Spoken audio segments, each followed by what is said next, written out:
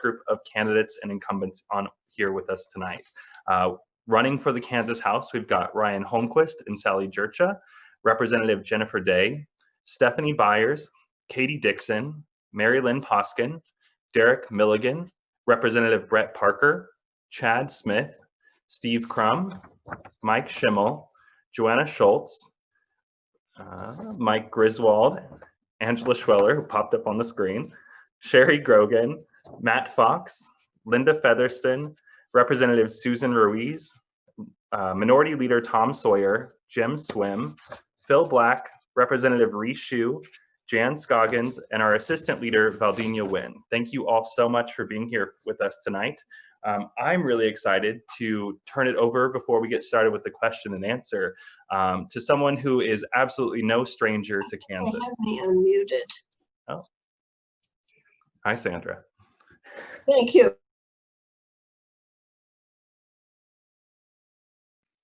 Sorry, Brandon, you're gonna have to unmute again. Here we are. There we go. Magic. Technology, everyone. We're still adjusting. Excited to introduce someone who is no stranger to us here in Kansas. He was our convention speaker at Washington Days in 2018, has been in Kansas several times supporting history-making candidates like Sharice Davids and Michelle De La Isla. We all know him from his historic run for president as well. I am happy to introduce former South Bend, Indiana Mayor Pete Buttigieg.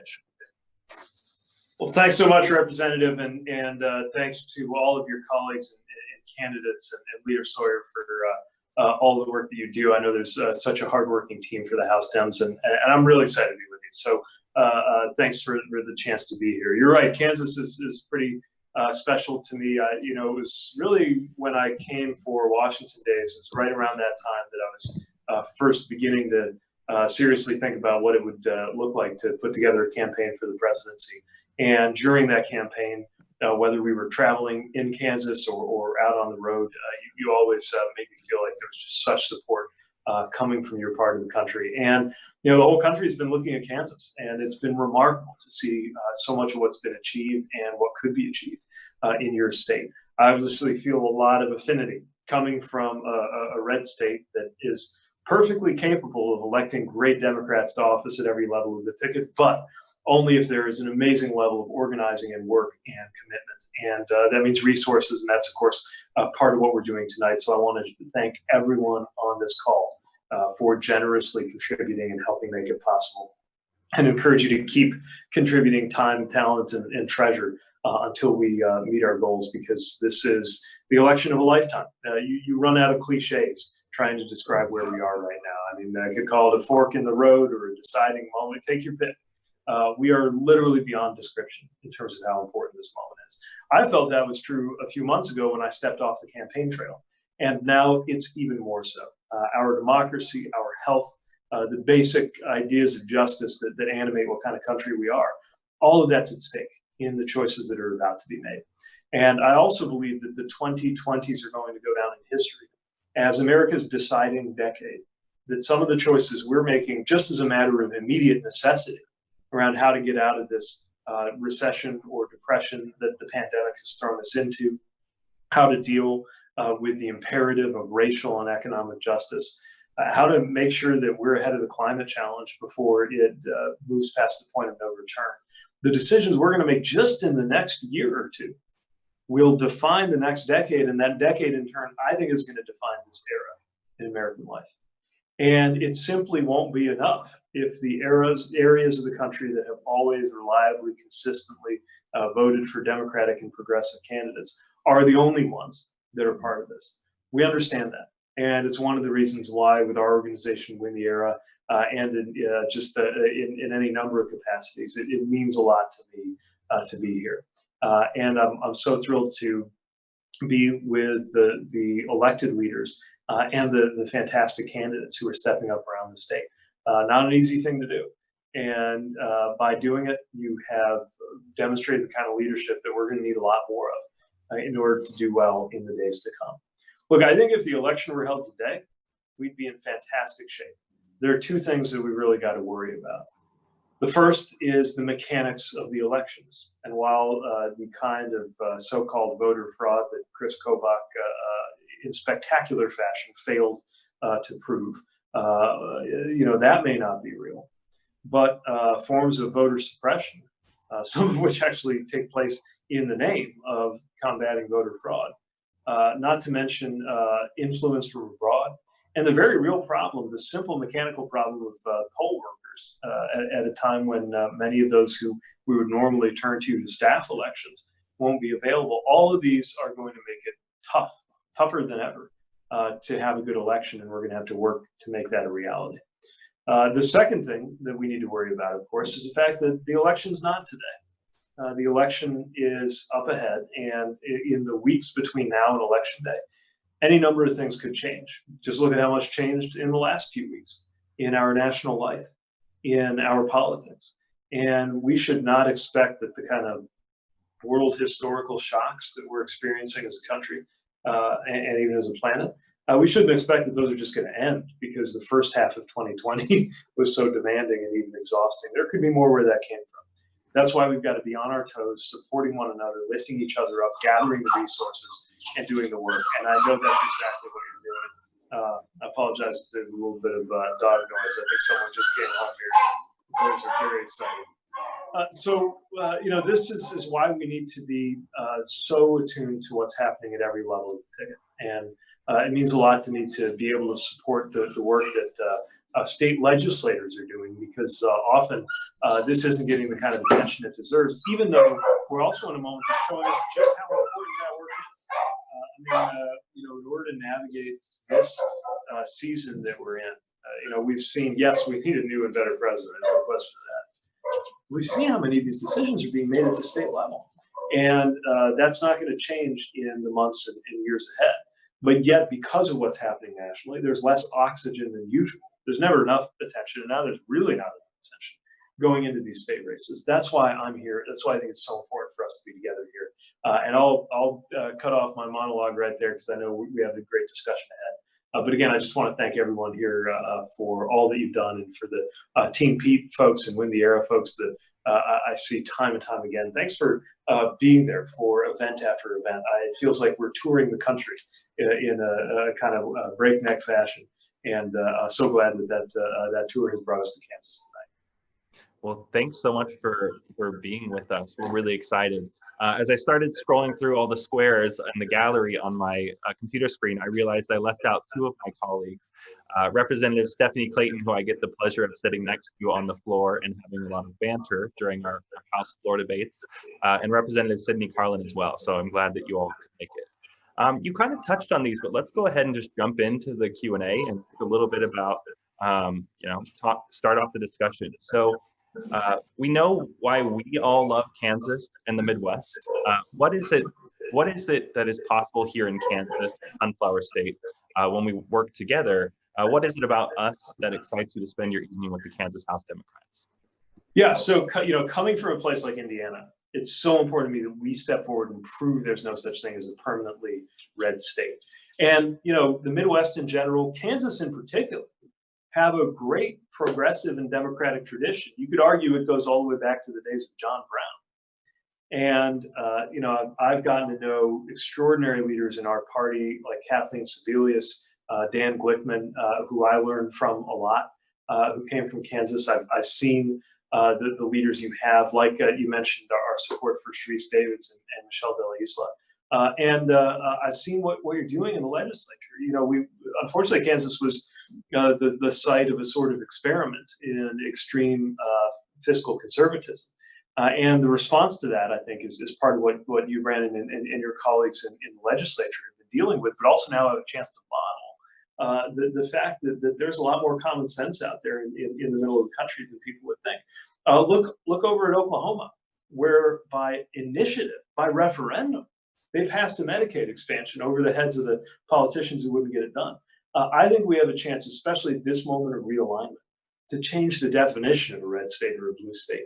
And what a joy it would be to prove that in a place like Kansas. And again, you're ahead of the curve. What you were able to do in the governor's race, what you've been able to do in many of these races up and down the ticket, you're already demonstrating it. That's why I think it's so important to shine a light, because then when we're in other parts of the country, we can point back to what's being achieved in a place like Kansas, where maybe people are in the habit of voting Republican because they were just brought up in a time or a place where that was the same thing as being respectable. But people who are compassionate, people who have no use for the behavior of this president, people who think that have noticed that middle class wages haven't gone anywhere, and low income workers are really struggling. Folks who believe that you ought to be treated fairly and equally, regardless of your gender or orientation or race or religion. These are things that I think of as abundantly common sense heartland values that also happen to point in a very progressive and democratic direction. We have a chance to show that. And I think that's so powerful. Last thing I'll mention is the kinds of leaders who get elected in challenging and sometimes uphill territory, or even if you're from a more securely democratic district or location, those who have the experience of governing in a redder state. You have the instincts, the vocabulary, the approach that I think will serve us well to actually get things done. Because you can't just rely on people who are aligned with you on a partisan or ideological basis in order to meet your goals. You have to work with others, and you know how to reach across the aisle without watering down your values. We need more of that in our party. We need more of that in our country, and it's part of why it means a lot to me to be with you. Awesome. Well, thank you. Part of the reason that we're all excited about what's happening in Kansas right now is because we're currently sitting at 41 Democrats in the House caucus out of 125. If Governor Kelly vetoes a bill, we need 42 people to stand together, which means we always have to have a Republican, which those of us know we can do the work and build the coalition to stop bad stuff or stand up with the governor. But we need friends. And so events like this are going to make a huge difference to help end the super majority in Kansas. So that being said, how should our candidates plan to work with their constituents who include all parts of the political spectrum? There are certainly people running in more traditionally Democratic seats, but when we look to make gains across the state, what advice would you give them when they're looking to appeal more broadly? In my campaigns, it's always served us well to talk in terms of values. We come to the policies, but we start with the values. And one of the reasons I think that is important is that the values that point us toward our policies are really shared. They don't belong to one party. We talked a lot about freedom in my campaign, and I think talking about why freedom is not available to somebody who doesn't have health care or doesn't have a living wage is really important. Talk a lot about security, and there was a time when it felt like national security meant you were a Republican. Well, needless to say, the actions of this president have changed that, but also just the reality around us reminds us that real security includes things like climate security, certainly includes things like health security, cyber security, that we've got better answers on. We think about family and family values. And again, this president's taken us to a whole new place in terms of how one party or the other can stand on its feet when it comes to family. Also just the fact that caring about families means that families like ours, a family like the one that Chasten and I are building as a household. That's family values too. And so there are a lot of opportunities, I think, to speak and seek out that common ground. And then come to why it does point to very specific directions when it comes to policy. I think there's a whole new set of conversations to be had around faith.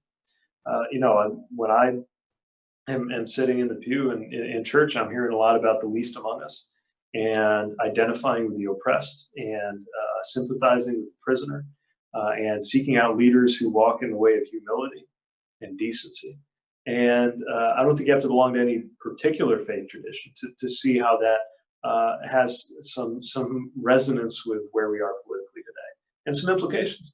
So, I think that we've got an opportunity, again, not changing our values at all, and not even necessarily changing, what we think is right in terms of the policy approaches, but finding a vocabulary that more people can see themselves in so that they can just hear us. And then we have a chance of actually reaching them when it comes to the policies that need to change. Awesome. Well, so we all know, of course, you're no stranger to Kansas, but we've looked at the fact that you did just run for president. And in doing so, we're breaking barriers with the first openly LGBTQ candidate to be a major contender contender for the presidency and to win a presidential caucus or primary. We've got several barrier breakers on the call. My buddy Susan Ruiz and I became the first openly LGBT members of the legislature together in 2018. We're going to triple that caucus going into the 2020 election. But your campaign for president broke barriers. It made history and shocked so many that a quote unquote red state mayor could build a movement that inspired so many, especially so many of us that are on this call. What was that it factor that did motivate you to run?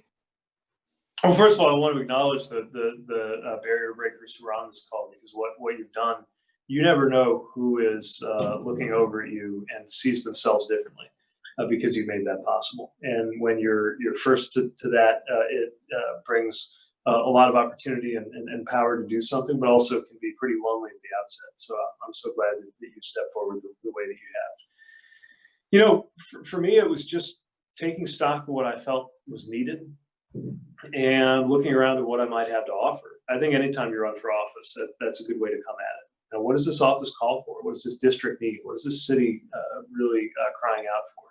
And then you think, well, what can I bring to the table that's different than others? I've used that same process to not run for office many times in elections I've decided weren't for me. But it's also the process that led me to seek the mayor's office and led me to seek the presidency. And then there's nothing to do but go at it and see if people agree with you or not. And that's where all of you who are so good to support our campaign came in. You don't actually know if you're on the right track until you see if you can inspire anybody to join you. And when that starts happening, and when they in turn inspire others to join them, especially by kind of giving off the overall energy and spirit and values that anchor your campaign, and you see that catching on, then you know that you're doing the right thing, and you know that you got to take it as far as you can. Awesome. So whether it's at the precinct or presidential level, what advice would you give to a candidate who's interested in running for office, even if the odds are stacked against them? Well, first of all, recognize that you can make a huge difference in a campaign before the first vote is even cast. Of course, when you step into the campaign trail, you're doing it in order to win. But the candidacy itself can have a ton of power. You can give voice to those who haven't seen themselves represented.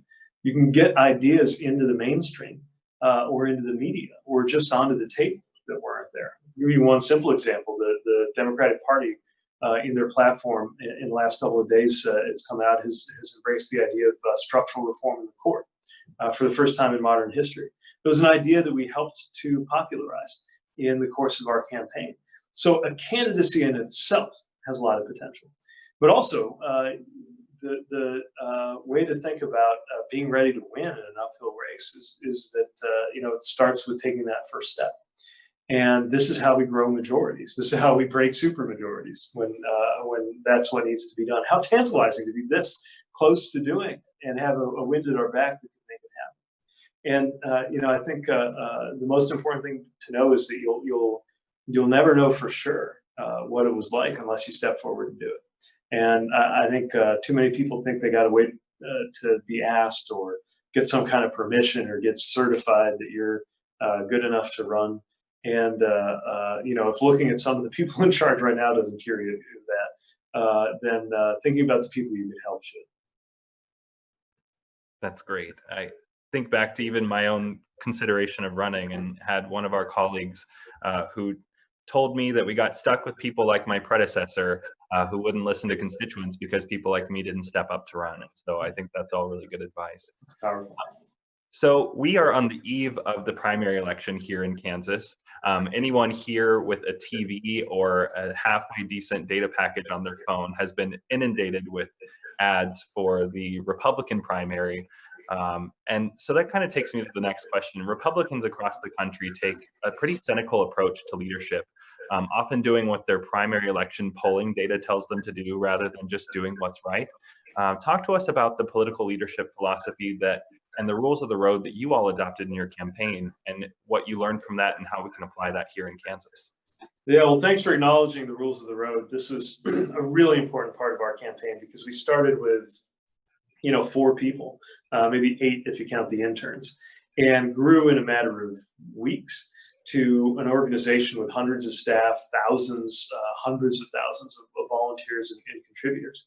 And so I knew that in order to grow that quickly and still be true to who we were, we have to find a way to kind of codify our values. And I don't just mean the political values I was talking about earlier, not just the values that motivate our policy ideas, but just values about how you should do business.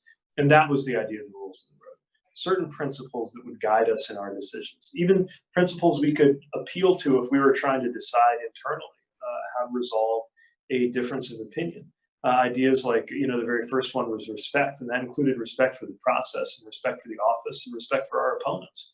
It was, belonging, teamwork, truth, responsibility, substance, discipline, excellence, joy. Joy was a really important one because there's so much grim determination in campaigning, especially when you feel the stakes are high, that you got to remember that there can also be huge joy in the community that you're creating. And through all of those, I think we were able to really show versus tell what we were about.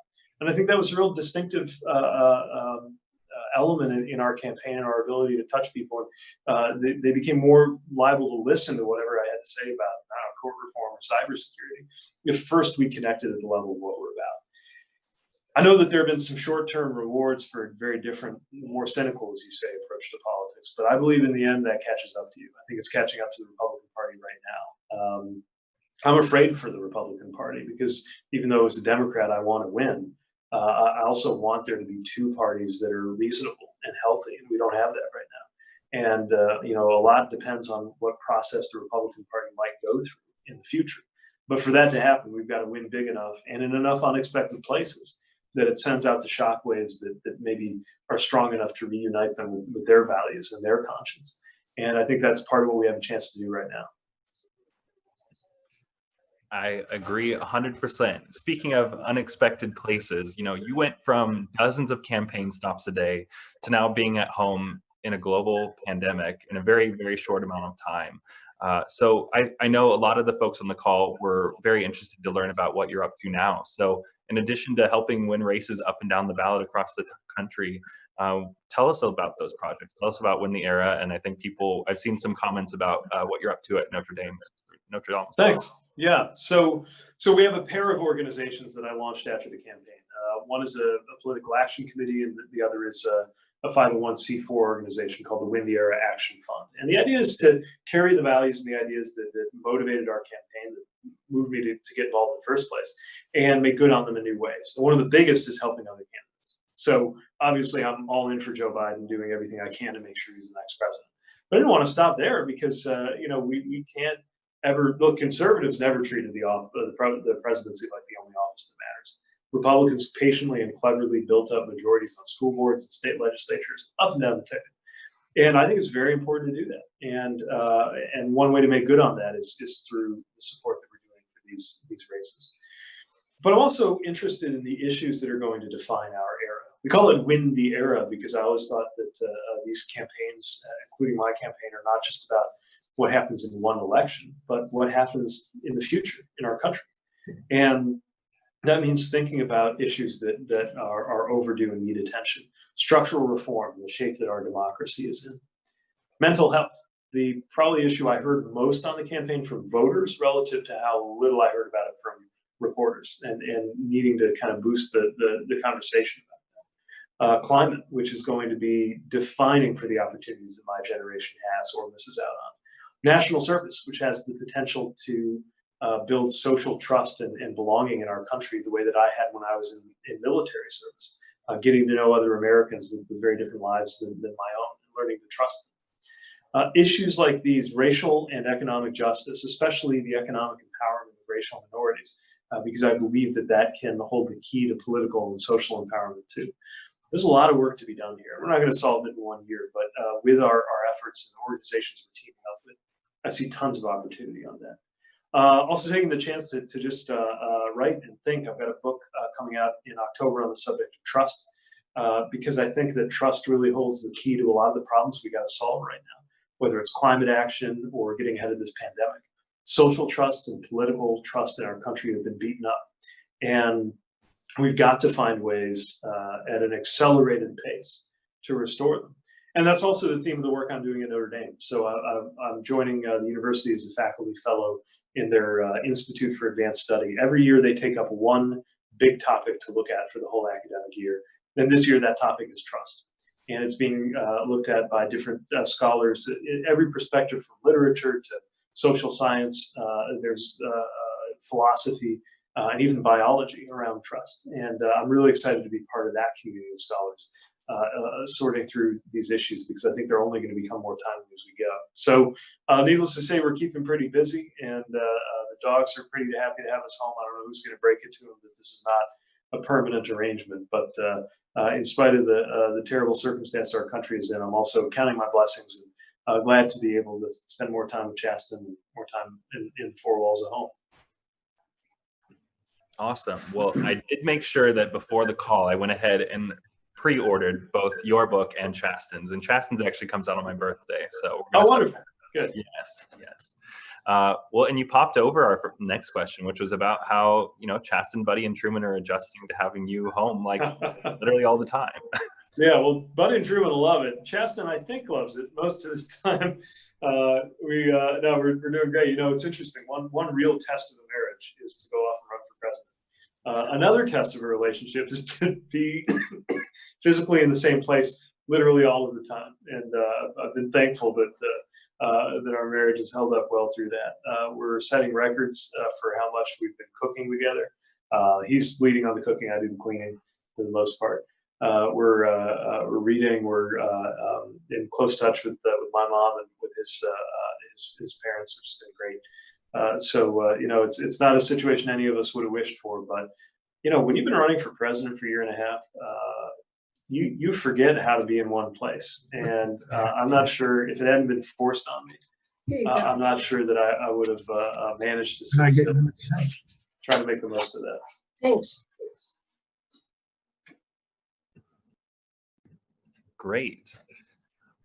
Well, so we kind of already covered a little bit about this, but upon moving on from the campaign and beginning Win the Era, you've spent countless hours in front of your bookshelf. I feel like every time I check Twitter or Instagram or Facebook, you're there on another Zoom helping candidates. And you mentioned Win the Era a little bit, but what is it about all of this, and of course the importance of 2020, that keeps you doing this hour after hour and spending time with? We're of course excited to have you here, but what continues to motivate you all to keep doing that, to keep your campaign's promise of making every election on the ballot matter, not just the presidency? Well, to me, it's not just what we're up against, although I think we all know why it's so important. Lives literally depend, whether we're talking about national security or whether we're talking about Medicaid expansion. Lives depend on us solving problems and having better leadership and better policies. But it's also, who we're for. I mean, they're the most extraordinary leaders emerging. I mean, the leaders on this call, the candidates who stepped up, the people around the country who are what I want as a citizen. I want my leaders to look like, and it's a diverse range of people who really reflect this country. And anytime there's a chance to be part of that, how can you pass that up? And so, I know where I need to be, even though I'm missing out on the most fun part of it, which is the chance to actually be there in person and sample the respective barbecue offerings in the different states you're campaigning in. I'm going to make up for lost time as soon as we get the chance on that. But it's energizing for me. Well, we'll definitely welcome you back with open arms when we're able to do that again. So how do you think that local and state level positions prepare leaders for higher office, including clearly the highest office in the land? You went from mayor to seeking the presidency. What is that importance of the local level, and how does that prepare people to be really effective leaders? Well, first of all, as you know, when you are in state or local office, people know where to find you. And there's no force field of staffers between you and the people you serve, right? I don't know how many legislative aides are assigned to a representative in Kansas, but is it one, or do you share one? Zero. Okay, so we get to share someone during the session. So you share someone just while session's going on. It's similar to how it is in Indiana. So what that means is that you're really in that problem-solving experience. I remember the image, I think it was during the Kavanaugh hearings, of a senator who got cornered in the elevator by women who were speaking about their experience with sexual violence. And the senator looked totally paralyzed. If you probably get, buttonholed by somebody on an issue, whether it's as grave as that or as parochial as some neighborhood issue, all the time. And so you have the instinct to say, okay, well, here's how I view that. And you just listen to them, and just the simple ability of listening, I think, is better baked into people who've been closer to the ground. I, of course, have a soft spot in particular for mayors, who I think combine that experience of being high profile and visible and on television representing the city and being close to earth. But you also see that in so much in state legislatures and in these other key offices. And I think that's a mentality we need to bring to Washington. The fact that budgets at the state and local level are worked out in a way that you don't just get to print more currency, you have to actually make it add up. All right, this is literally, I wish I could have issued South Bend, Indiana currency and just floated the inflation rate on it for a while and found an extra 10 or 20% to stretch things to meet our budget. It doesn't work that way, so you have to make those choices. But let me mention one other thing that's important. A lot of times we speak about the state and local offices in terms of a bench. We got to build a bench so that people can go on and run for federal office. And sometimes that's true, and I'm glad they do. Whether it's a mayor running for president, whether it's Michelle De La Isla, a wonderful mayor who's running for U.S. Congress, that's great, and to be encouraged. But also, this isn't just about what people in these offices might go off and do later. There is so much power in our American system, much more power, real power, than people realize in the state and local levels of government. That's where the choices are being made about Medicaid. That's where our elections are run. The elections in the most important democracy in the last 2,000 years are run by volunteers under the authority of county leadership, guided by secretaries of state, one state at a time. We want to talk about policing, police violence, racial justice in policing, and the accountability of police. Police are local officials or occasionally state officers accountable to a state government. This is where those decisions are actually made. So to me, it's not just telling you, you're on the bench and one day you're going to go be in the big leagues. These are the big leagues. This is the arena. And the work that you do doesn't always attract the kind of attention and support, and dangerously doesn't always attract the kind of scrutiny either that Washington does. But you better believe it's affecting people's lives every day. And that's one of the reasons why we've got to be there and pay attention to these races. That's really exciting. I will call them all out at the end, but I do want to thank, in addition to our legislative staff that we do have while we are in session, we have an amazing caucus staff who, so far, they haven't kicked me out of the office. I usually pop in several times a day to ask questions. And so they're our resource to all 41 plus of us. I think a lot of that resonates with many people here, where you are at the grocery store, and I've just started planning, even with a mask, to get the frozen food last or it's going to melt. So you make time and you build it into that. I'll just throw one more question out before maybe having any closing comments that you might have, which was just, you've given a lot of advice that I think is going to be very helpful to everyone on the call. But generally, what are the top 3 lessons you learned from your primary that can empower our candidates here in Kansas? Well, one is to really talk about values and lead with values. And again, that's not just political values, it's just values about the way to do business. I mean, one of the reasons I'm so enthusiastic for the Biden campaign is that I think we'll have a president who gets that the office is about calling the country to a higher place, in addition to having better policies and offering better leadership and management and oversight. A second thing is to go everywhere, to compete everywhere. And I'm preaching to the choir on this, but I just want you to know that you're on the right track.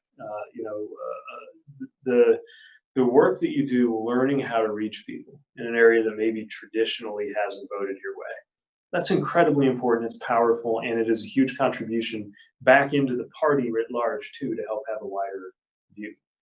Even in the place, in a county where we're going to get beat, it matters if we get beat 60-40 instead of 80-20. That's what helps put us over the top in some of the other counties. So leaving no stone unturned, leaving no voter written off. I remember one time I was in a rural part of Iowa. I called on some. We always did a Q&A even at the biggest events. Called on somebody toward the end, and only after I called on him did I notice he was wearing a Trump hat. And I thought, oh, crap, what's he going to do to me now? He had a question about Social Security. He was undecided. Never assume that somebody is unavailable to you until you've done your best to convince them. And the third thing is that, you know, this is something that requires everybody. When you're a candidate, a presidential candidate especially, you kind of feel sometimes like you're conducting. And you got this whole group of people who are actually playing the instruments. And this is a team effort. I'm glad you acknowledged the caucus staff on the political side, the legislative staff on the governing side, the volunteers, the contributors, everybody who's part of this. You are the party, you are the campaign, and you are the solution to the question of how can we do this in a virtual age. If you ever catch yourself wondering, how can our candidates win when they can't even get out there and shake hands normally? You're the answer. But the fact that you figured out how to be part of a virtual fundraiser, the work you're about to do to figure out how to be part of a virtual Kansas kickoff or GOTV event, that's how we're going to get it done. And some of the things you're learning and perhaps cooking up on the fly and even making up as you go are going to define how politics is done long after the pandemic has passed. We are present at the creation of a new moment in American political life. And while it's felt pretty ugly lately, what comes out of this could be the opposite. It could be a moment that we look back and say, this is when we started to get on a new and better track. And, you know, our kids and grandkids will ask how things ever got to the point that they did by 2020, but we'll have a good answer for them when we talk about what we did next.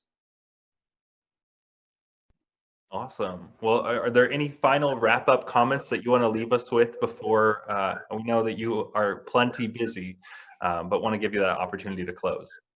Well, again, I just want to urge you on in your work. Everybody who's part of this, please keep giving your time, talent, and treasure, and rope in people that you know. You know, the truth is, and political science has proved it, the most effective way somebody gets a message is not if they see it in an ad.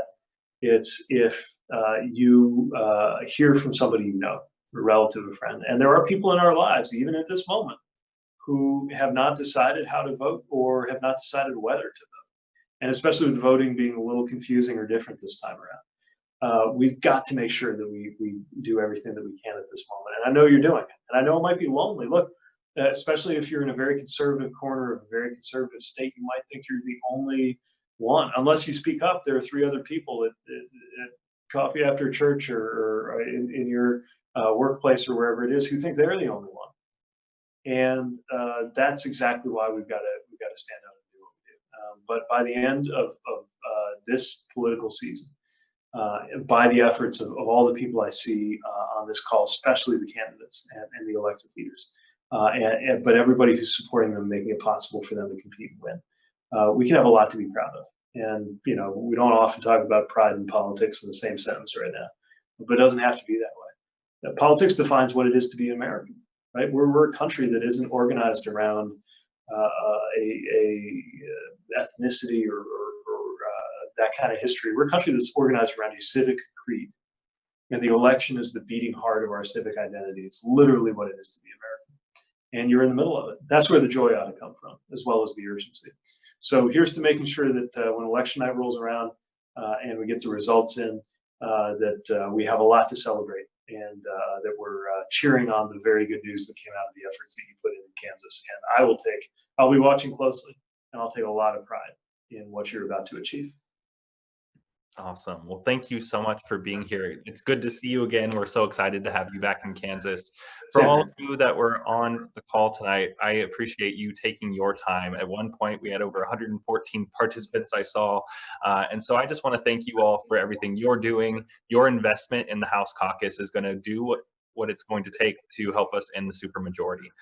You're empowering those of us to win seats and protect the seats what we have, but also flip them as well. So if I would follow Pete's advice, give what you can, continue to support the candidates in your area, donate to the House Caucus. I want to thank Pete for being here. Thank all of our sponsors for everything you're doing, to the guests that took their time, our candidates and incumbents that were willing to spend their evening with us, and Heather, Joe, Jan, Minority Leader Sawyer and Assistant Minority Leader Wynn. I don't know what we would do without all of you. So thank you all so much and have a great evening.